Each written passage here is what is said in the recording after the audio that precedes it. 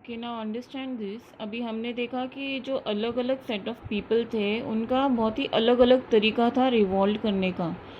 We have seen that जो poets थे, जो आर्टिस्ट थे, वो उन्होंने क्या आइडिया लाया था रोमांटिसिज्म का।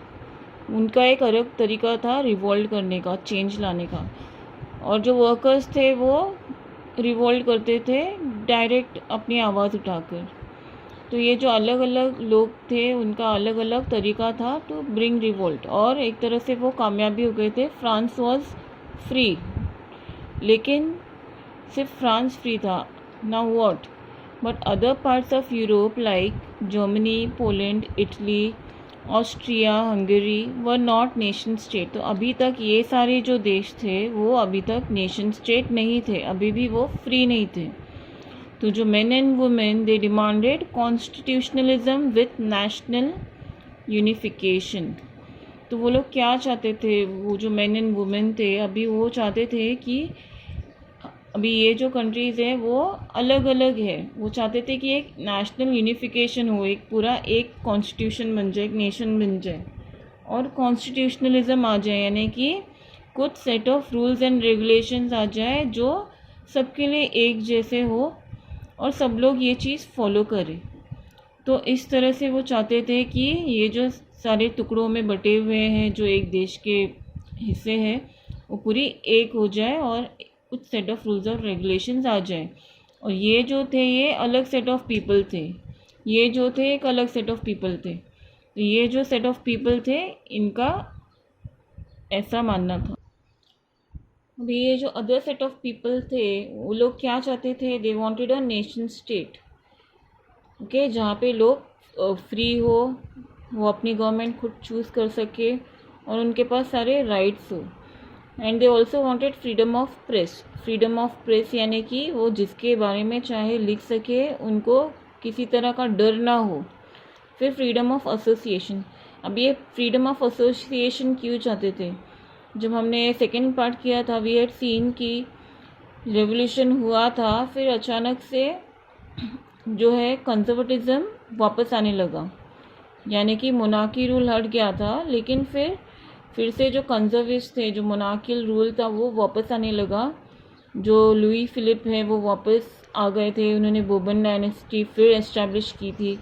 तो ऐसे चलते क्या हुआ था, जो सीक्रेट सोसाइटीज़ थे वो फॉर्म होने लगी। लोग चुप चुप के अपनी सोसाइटीज़ फॉर्म करने लगे, मीटिंग्स रखने लगे जहाँ पे वो अपने नेशनलिज्म के बारे में और नेशन स्टेट के बारे में लोगों को एडुकेट करते थे। तो ऐसे सोसाइटीज़ को तभी बढ़ावा नहीं दिया जाता था, लोगों को इम्प्रिजन कर दिया जाता था, उनके खिलाफ एक्शन भी लिया जाता था।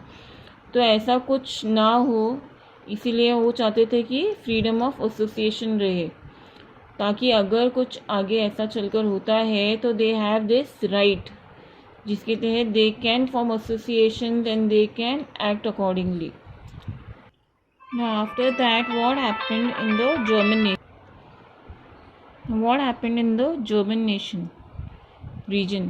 On 18th May 1848, 831 representatives joined the Frankfurt Parliament convened at St. Paul Church.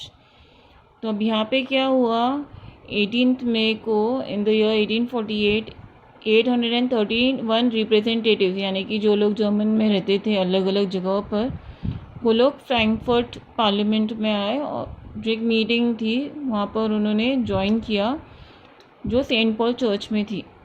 अभी ये जो रिप्रेजेंटेटिव्स थे वो कौन थे? वो थे प्रोफेशनल्स, बिजनेसमैन और artisans.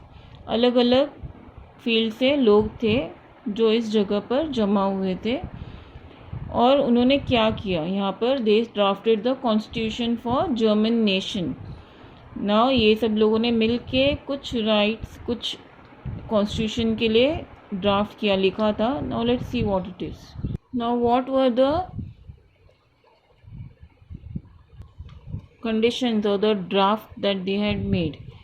What did they say? German nation to be headed by a monarch subject to the parliament.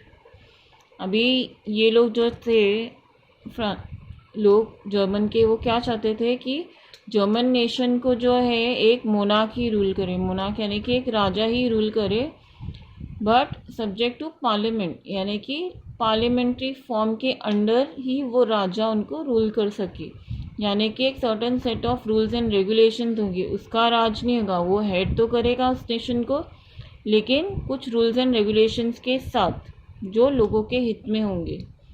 तो जब वो चाहते थे कि एक राजा रूल करे तो उन्होंने इस राजा को चूज़ किया था, उसका नाम था फ्रेडरिक विल्हेम फोर्थ, वो किंग थे प्रूशिया के।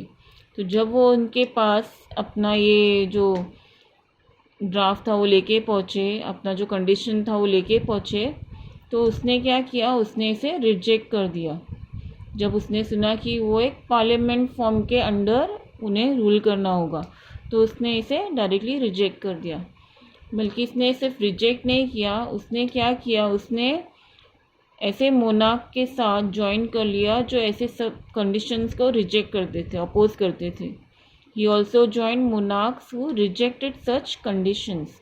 तो और भी ऐसे कई राजा थे जो ऐसे कंडीशंस के अगेंस्ट थे, तो इस किंग ने उनके साथ जाके ज्वाइन हो गया। Now the monarchs, military and the aristocrats oppose the parliament, यानी जो पार्लियामेंट्री सिस्टम जो लोग लाना चाहते थे, जो 31 लोगों की जो असेंबली थी, उनको मोनार्क्स ने, किंग्स ने, मिलिट्री ने और जो एरिस्टोक्रेट्स यानी कि जो रिच पीपल थे उन्होंने अपोज किया। अभी ये लोग इतने फेमस नहीं हो पाए, पार्लियामेंट इतने फॉर्म में नहीं आ पाई। क्यों? क्योंकि उनको ज़्यादा सपोर्ट नहीं मिला। पहली बात क्यों? क्योंकि यहाँ पे इन्होंने पीजेंट्स के राइट्स को